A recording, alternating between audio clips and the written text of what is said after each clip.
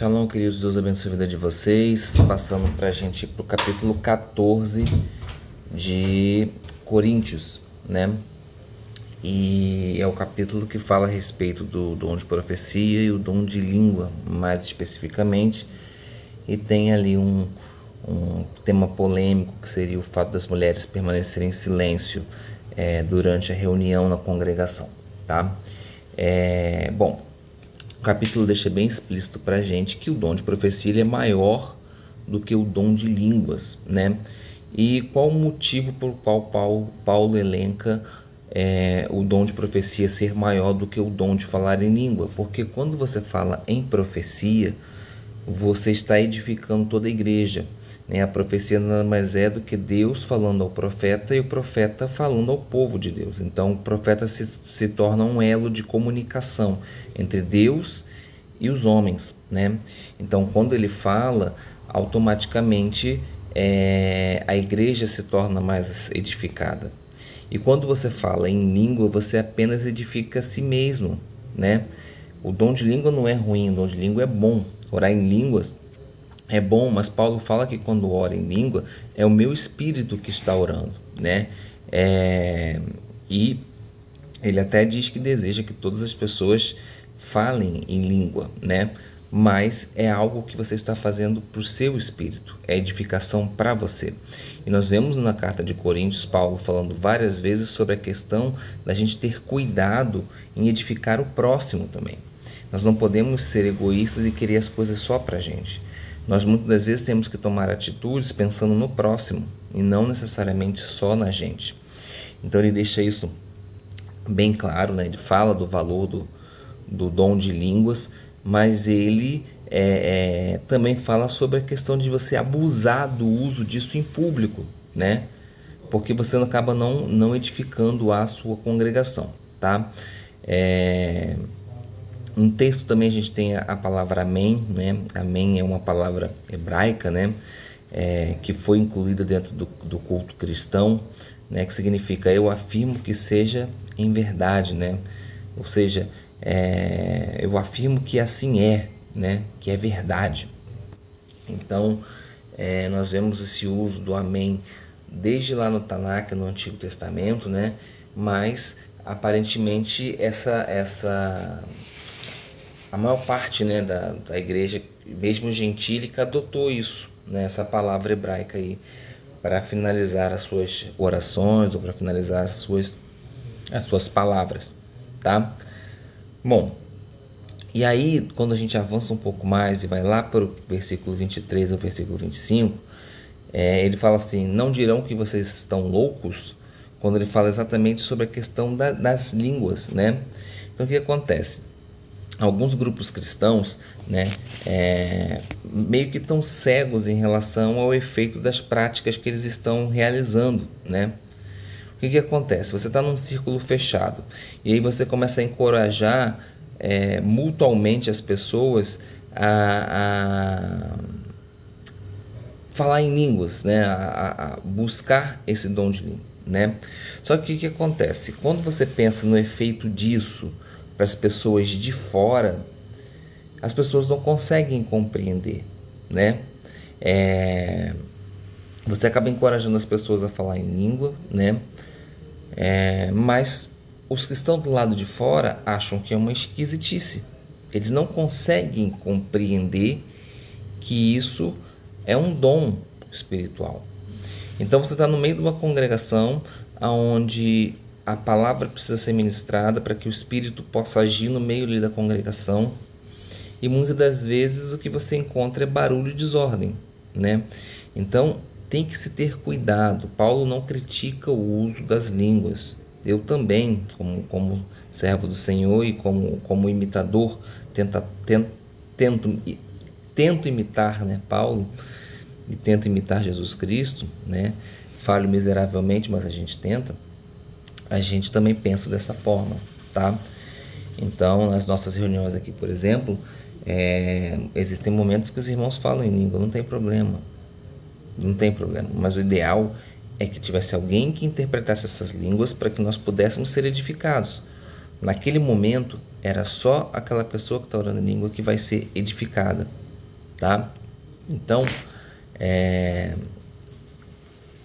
Paulo, a partir do versículo 26, ele começa a apresentar os princípios gerais, né? As regras específicas para a gente usar os dons espirituais, né? Nos encontros da congregação, tá? Mas só que a gente pode observar, já está bastante tarde, eu estou gravando esse vídeo bastante tarde, por isso que meu olho está mais fechado. Estou aproveitando o tempo que eu não consegui dormir para a gente poder deixar esse registro. Então, quando você olha a partir do capítulo 12 até chegar agora o 14, principalmente até o versículo 25, você vê que Paulo ele vai ensinando para a gente a respeito dos dons, né? E agora, depois que ele ensina, ele automaticamente dá regras para que a gente possa seguir. Uma frase que é interessante é que ele fala que o espírito dos profetas está sob o controle dos profetas. O que isso pode significar, tá? Isso pode significar que cada profeta não deve deixar se levar por comportamentos impróprios. Ou seja, os próprios profetas ou um grupo de profetas pode exercer um poder ou um controle sobre um profeta específico que possa estar falando algo que não é necessário. Então é como se os profetas percebessem que aquilo que está sendo falado não é adequado e eles mesmos ali se levantassem e controlassem a situação, tá? Muitas das vezes nós ficamos emocionados, muitas das vezes nós temos um êxtase, né, um êxtase verbal, né, e isso acaba saindo um pouco fora do contexto, fora da realidade.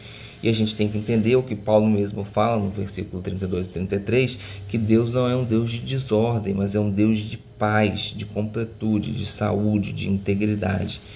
Então, é muito comum, e eu já chamei a atenção uma vez do irmão por conta disso, o culto está acontecendo, a palavra de Deus está sendo transmitida e de repente levanta um profeta que quer falar e o outro profeta quer falar. Gente, isso tem que ser feito com ordem, isso tem que ser feito com decência, não é assim de qualquer jeito, a gente não pode sair bagunçando as coisas. Então existe momento para tudo, um momento certo para todas as coisas, entendeu? Então tenha um pouco de cuidado, né? Tenha um pouco de cuidado. Então, assim, Deus está falando de diversos, o culto está acontecendo, a palavra está sendo dada e Deus está falando através do profeta para uma outra situação. Eu acho muito estranho. Não é que Deus não possa fazer isso, pode, mas ele mesmo diz aqui, né, que Paulo diz que é com ordem e com decência, porque Deus é um Deus de ordem e é um Deus de decência. E aí, para a gente praticamente finalizar o nosso vídeo, o versículo 33, na parte B até o versículo 35, ele vai falar assim, ó, que as mulheres permaneçam em silêncio. E isso aparentemente parece que Paulo está proibindo as mulheres de profetizar, de pregar, de ensinar, de orar, né? E até num contexto aqui, pelo que a gente está lendo, de falar em línguas, né? Durante a reunião congregacional. Isso haveria uma contradição, porque nós sabemos, por exemplo, usando Atos capítulo 21, versículo 9, que as mulheres podem profetizar, né? E Paulo deixa isso bem claro para a gente. Quando a gente vai para o capítulo 11, que nós já estudamos de Coríntios, nós também vemos a mesma coisa acontecer, tá? E existe um problema aqui. As mulheres precisam se submeter aos seus maridos, mas nem todas as mulheres que estão na congregação têm marido para se submeter, né? Então, como fica essa situação, né? O que aparentemente está acontecendo é que Paulo está respondendo aquilo que está descrito lá no capítulo 7, no versículo 1, tá? Sobre a questão das mulheres discutirem com seus maridos sobre algo que era dito. Então, assim, resumindo para vocês, aparentemente o argumento usado aqui parece ser das mulheres que ficavam perguntando as coisas aos seus maridos durante o culto. Então o culto está acontecendo, alguém está pregando a palavra, alguém está falando e a mulher está cutucando o marido para poder tentar compreender aquilo que está acontecendo, tá? Então aparentemente é esta visão deste contexto, tá? Agora, se nós entendermos que a reunião era nos moldes judaicos da época, onde as mulheres ficavam numa sala e os homens ficavam em outra sala, completamente diferente, então isso pode ser interpretado de alguma forma, né, com uma questão de decoro, né, de ordem pública nas reuniões. Então, se a gente parte do pressuposto de que as reuniões eram separadas entre mulheres e homens, nós podemos entender que realmente a mulher deveria ali permanecer quando estiver calada, quando estivesse na presença do homem. Porém, o que dá a entender, por exemplo, quando nós vemos Pedro saindo da prisão, libertado pelo anjo, o que parece é que a congregação estava reunida na casa, acho que de Docas, eu não me lembro o nome agora, e homens e mulheres, dá esse entendimento de que havia homens e mulheres. Então, eu sou da mesma opinião do Dr. Davi Stern, tá? De que se tratava aí, na verdade, da resolução do capítulo 7, versículo 1, tá? Quando se fala a respeito da maneira como a mulher discute com seu marido, né? Enquanto alguma coisa estava sendo dita, isso perturbaria automaticamente ali o culto, tá? E um versículo interessante, que para finalizar o nosso vídeo, é o versículo 36 ao 38, que diz que a palavra de Deus teve origem em vocês. Aí fica uma pergunta: a palavra de Deus teve origem, ou seja, nasceu em vocês, gentios? Se essa origem é de quando a palavra de Deus começou a chegar até os homens, então na verdade ela se originou no povo judeu, não no povo gentílico, tá?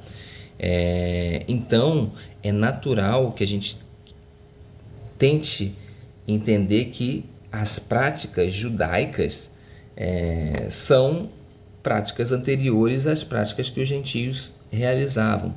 Então, naturalmente, pode ser aí uma razão extra para a gente seguir algumas práticas judaicas, né? Tá?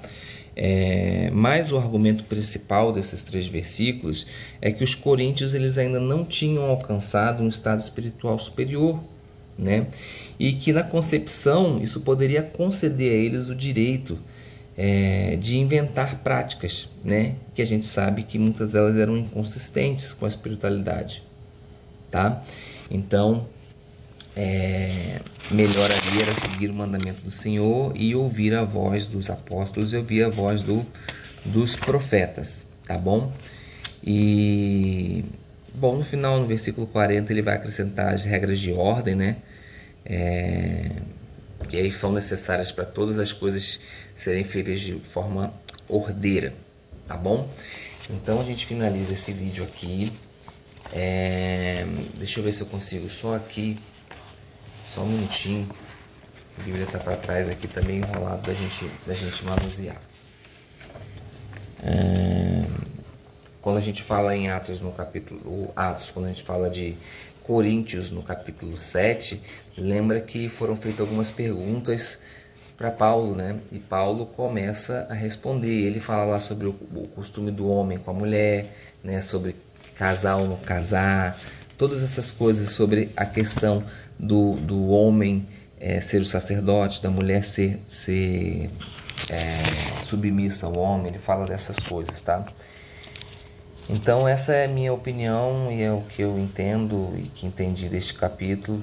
Eu espero que possa ter sido bênção para a sua vida, que Deus te abençoe. Shalom.